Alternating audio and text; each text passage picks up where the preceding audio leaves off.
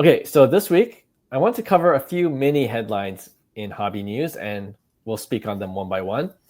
First, I think this might ruffle some feathers, and I almost wish I had Will here to discuss this because I know he hates grading.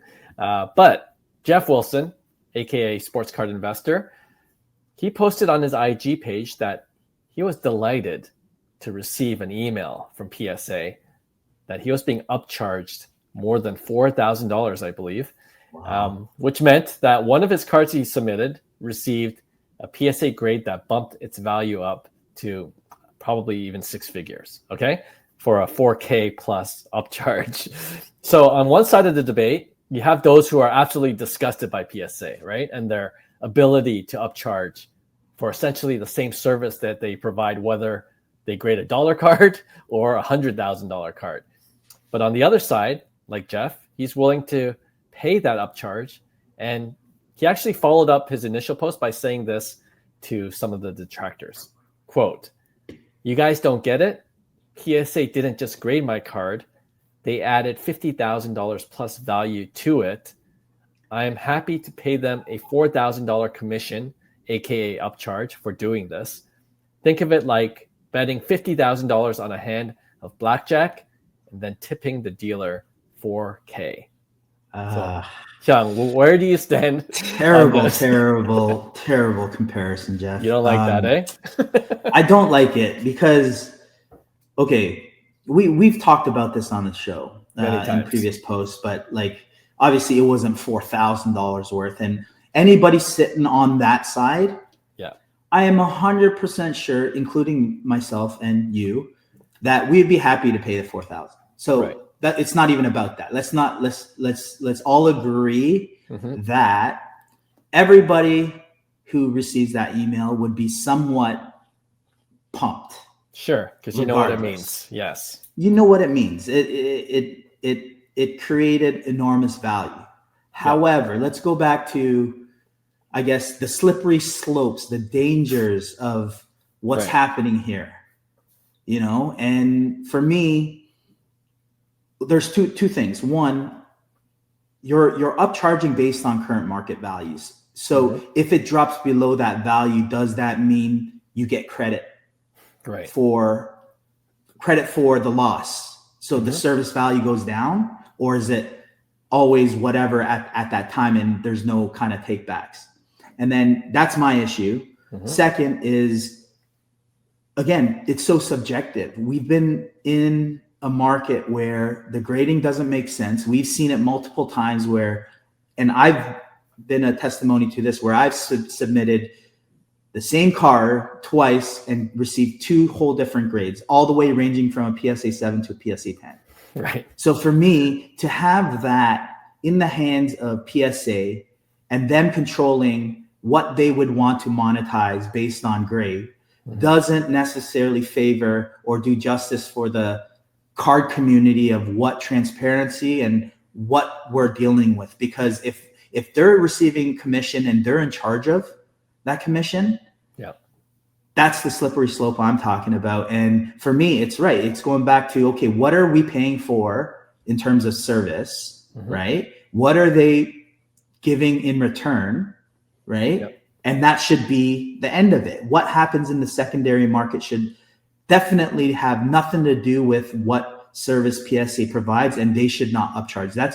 That's ridiculous to me. But like I said, you sit on the other side, you're happy to pay it, right? And that's where I guess we got to do better in terms of the market, whether it's price capping something, in terms of, I understand that concept. Okay, it brought value, but ultimately PSA is controlling value then.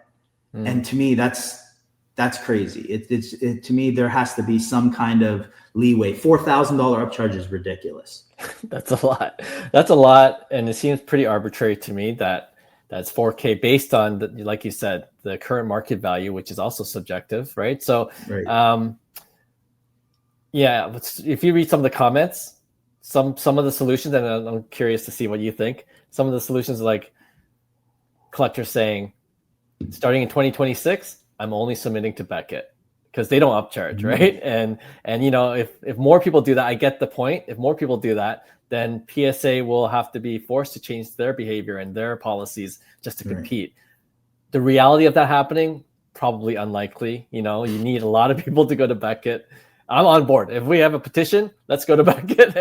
And I don't mind the BGS grades. But yeah, again, like the likelihood of that, I don't know if that is a realistic.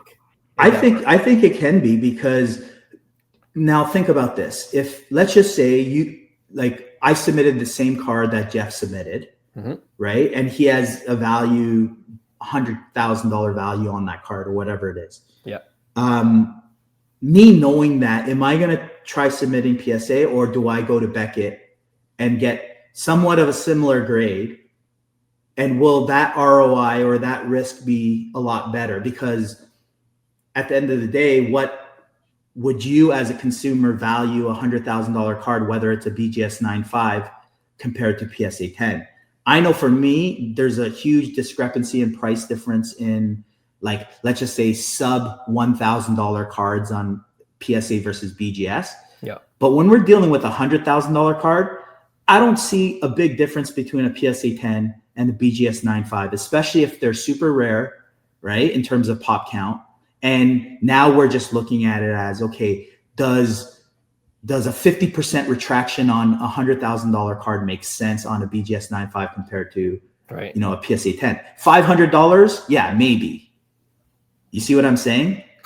$50,000, and I think if there's enough of that where people see value in what BGS still provides value, because, like I said, where's that BGS 9.5 worth compared to the PSA 10? There's going to be a point in time where people just say, I'd rather take the BGS 9.5, right? Yeah, but why would the seller go to BGS if they know they could get a car for $100K, and if they go to BGS 9.5, it's 50 or even 60K? Do you know what I mean? Right. Well, that's the thing. You don't know if you're going to get that grade. That's the problem with PSA, especially if it's a lower grade card. Yes, you just basically use Geoff's comp, as value, really, because it's no different than, okay, if a PSA 10 is worth that now because Geoff set the comp or whatever PSA valued that at, I have a better idea of, I'm not going to send this with the potential upcharge of even $2,000 or $1,000 because I might get a PSA 9, for instance. Right. And then it's like, hey, you know what? This has a good chance to get a, BGS 9 or BGS 9.5. I'd be happy with paying the $20 or $50, whatever it costs, and not take that chance. Well, I'm not saying that I would necessarily. I would say that would be the argument of kind of like, okay, where's the value at this point? There has to be a point in time where we're like, okay, this is ridiculous. And I like the idea. It's like, I want everybody to go to BGS and grade their cards because the value's there, or buy, right? I'm still having a hard time seeing that scenario play out just because of the tremendous value that PSA currently gives.